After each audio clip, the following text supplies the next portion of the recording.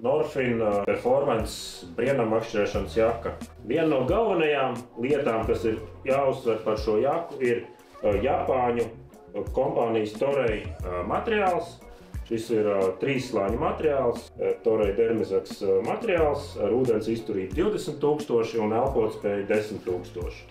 Sāniem roku sildāmās kabatas ar nelielu flīsīti iekšpusē, ar gumiju sānā, lai apjomu padarītu lielāku krūšu kabatas, kur var ielikt kastīti mānekļiem. Ir arī retraktors. Retraktora stiprinājuma vieta.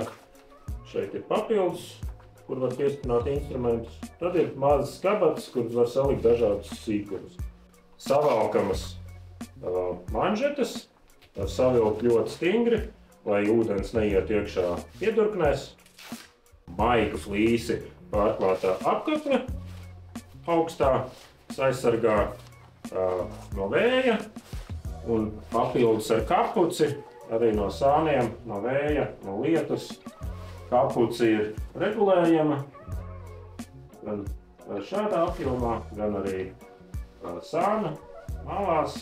Šī jaka pēc savas funkcionalitātes ir veidot kā brienamakšķerēšanas jaka. Ja redzams, ka nav apakšējo kabatu, bet, protams, viņu var izmantot gan spinningojot, gan aktīvi staigājot ne tikai brienot pa ūdeni, bet arī pa krastu vai arī laivā, jo viņa galvenā funkcija ir aizsargāt no ārējiem elementiem, lietus, vēja,